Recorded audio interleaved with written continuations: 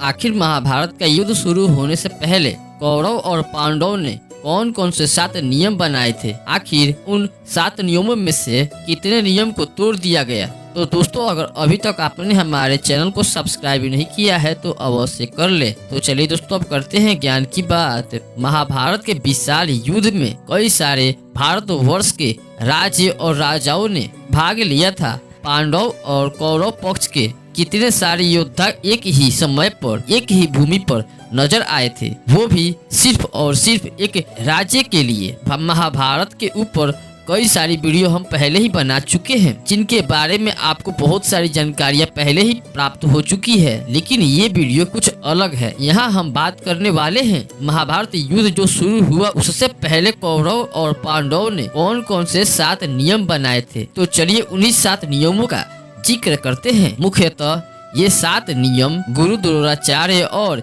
भीष्म पितामह के निगरानी में बनाए गए थे, जहां पर कौरव और पांडव पक्ष के दोनों ही सम्मिलित हुए थे। तो चलिए अब बात करते हैं इन्हीं 7 नियमों के बारे में। सबसे पहला नियम, प्रतिदिन युद्ध का समय सूर्य उदय से सूर्य अस्त तक ही रहेगा, वहीं सूर्य अस्त के पश्चात कोई भी युद्ध नहीं होगा।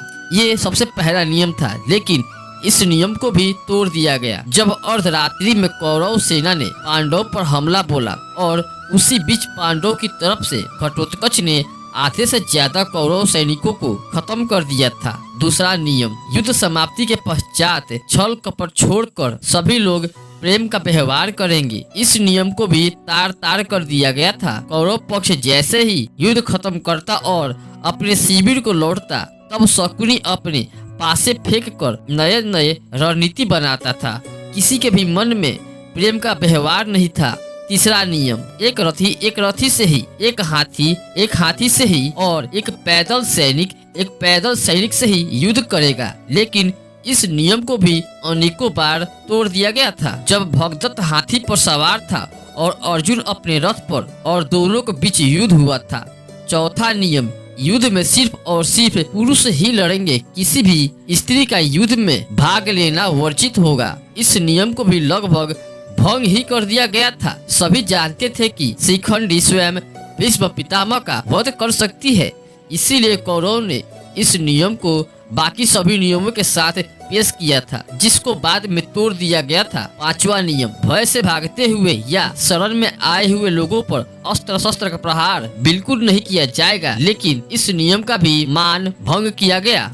छठा नियम, जो वीर निहत्था होगा उस पर कोई भी अस्त्र शस्त्र का प्रयोग नहीं किया जाएगा, लेकिन इस नियम को भी तोड़ दिया गया। महाभारत के 17वें दिन जब कर्ण और अर्जुन का युद्ध हुआ, तब उस समय कर्ण के रथ का पहिया भूमि में धंस गया, जिस वजह से उन्होंने अपने अस्त्र शस्त्र त्याग दिए और इसी का फायदा उठाकर स्वयं अर्जुन ने उनका वध किया।